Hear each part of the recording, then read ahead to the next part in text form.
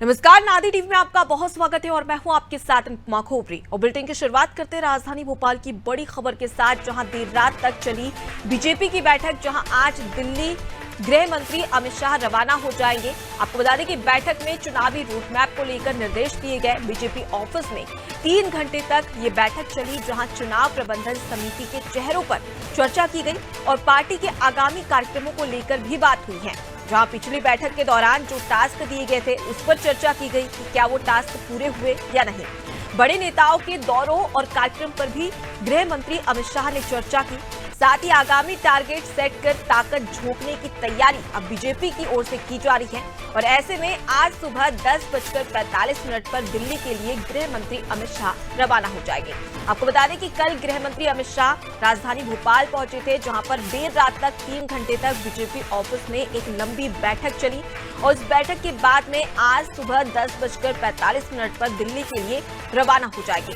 ऐसे में अगर बात कर ली जाए तो पिछली बार भी उन्होंने बैठक की थी और बैठक को लेकर जो टारगेट दिया गया था, जो टास्क दिया गया था, उस पर भी इस बैठक में चर्चा की गई है। तो ज्यादा जानकारी के लिए सीधे रुक कर लेते हैं राजधानी भोपाल का, जहां से हमारे विशेष संवाददाता वैभव गुप्ता हमारे साथ में लाइव जुड़े हुए। वैभव, केंद्रीय गृह मंत्री अमित शाह को राजनीति का चाणक्य कहा जाता है और ऐसे में इस चाणक्य को एक बड़ी जिम्मेदारी मध्य प्रदेश के चुनाव की दी गई है। कल रात को 3 घंटे तक लगातार बैठक, और इस बैठक के बाद में किस प्रकार की रणनीतियां अब बीजेपी करने वाली है और किस प्रकार की रणनीतियां की गई है, जिसके बाद में क्या कुछ निकलकर इस बैठक से सामने आया है?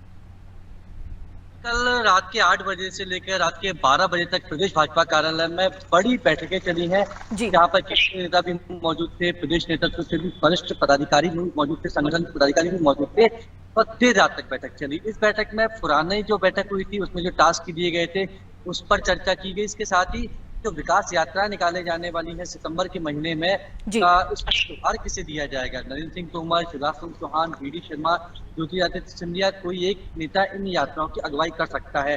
और इसके साथ ही 230 विधानसभा सीटों पर एक कह सकते हैं कि इसके जानकारी के लिए भूपेंद्र यादव से अमित शाह ने कहा है कि आप इन 230 सीटों की जानकारी बताइए। इसके साथ ही बड़ी संख्या में युवाओं को भी टिकट दिया जा सकता है और जो सिटिंग एमएलए हैं उनके टिकट काटे जा सकते हैं, क्योंकि उनकी परफॉर्मेंस रिपोर्ट ठीक नहीं है। जी, नाराजगी इस तरीके से खत्म करना है। पहले जिला स्तर पर नाराजगी को खत्म करने के प्रयास किए जाएंगे, उसके बाद भी अगर नेता की नाराजगी नहीं थमती है तो फिर उमा भारती, उसके साथ ही कैलाश विजयवर्गीय को जिम्मेदारी सौंपी जाएगी, ताकि वो समन्वय का काम बेहतर तरीके से कर सकते हैं। उनके अनुभव भी ठीक रहे हैं। तो इस वक्त मेरे पीछे होटल ताज में अमित शाह हैं और अमित शाह से अब से कुछ देर पहले मिलने के लिए गृह मंत्री नरोत्तम मिश्रा यहाँ पर पहुंचे और करीबन सुबह 10 बजे करीबन 1 घंटे बाद मुख्यमंत्री शिवराज सिंह चौहान भी यहाँ पर पहुंचेंगे और यहाँ पर उनकी अमित शाह से मुलाकात होगी। 10:10 पर अमित शाह यहाँ से स्टेट हैंगर की ओर रवाना हो जाएंगे, जहाँ पर वो वायुसेना के प्लेन से दिल्ली की ओर रवाना होंगे।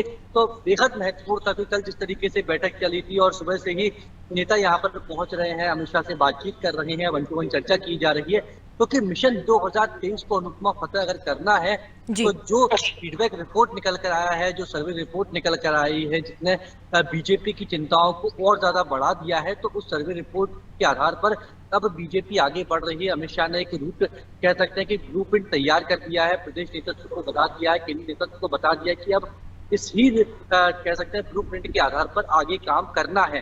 क्योंकि अनुपमा केवल 4 महीने का वाकई और 4 महीने के समय में जिस तरह से खबरें आ रही हैं कि बहुत से नेता ऐसे हैं, बहुत से विधायक ऐसे हैं कि जिनकी परफॉर्मेंस रिपोर्ट ठीक नहीं है, तो उनके टिकट भी काटे जाने, और जब टिकट काटे जाते हैं किसी व्यक्ति का तो वो कहीं ना कहीं नाराज हो जाता है। तो ऐसे व्यक्ति की नाराजगी भी थामनी है।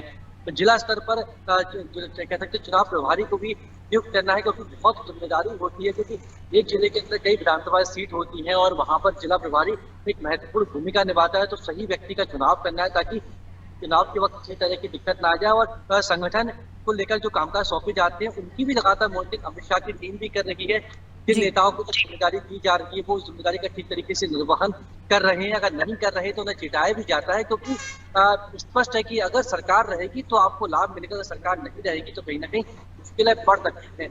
जी। त्रिपट्टी का एक राज्य है मध्य प्रदेश, और मध्य प्रदेश में एक बार फिर से सत्ता कायम करने की कोशिश बीजेपी की है, और इस कोशिश को अगर अंजाम तक पहुंचाना है तो सबको मिलकर ही काम करना होगा। कल अमित शाह ने जो बैठक की, वहां पर समितियों पर चर्चा की गई, किस तरह से समिति रहेंगी, कौन जिम्मेदारी संभालेगा, और जिम्मेदारी संभालने के बाद उसको बेहतर तरीके से उसका फीडबैक भी आना चाहिए, उसकी रिपोर्ट भी ठीक आनी चाहिए।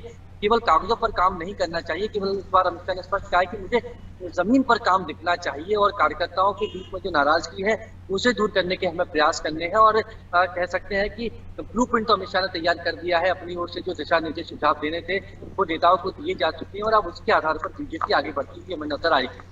बिल्कुल वैभव, और तमाम रणनीतियां अब अमित शाह के द्वारा बनाई जा रही है, और अब इसमें किस प्रकार से बीजेपी को फायदा होता है ये देखने वाली बात है। फिलहाल के लिए बहुत शुक्रिया तमाम जानकारी हम तक पहुंचाने के लिए। तो मध्य प्रदेश में चुनाव की तैयारी को लेकर अब लगातार बैठकों का दौर शुरू हो चुका है। इसी के मद्देनजर अब लगातार बैठक की जा रही है। अमित शाह कल 3 घंटे तक, रात तक बैठकें लेते रहे, और तमाम जो रणनीतियां हैं वो चुनाव के मद्देनजर बनाई गई।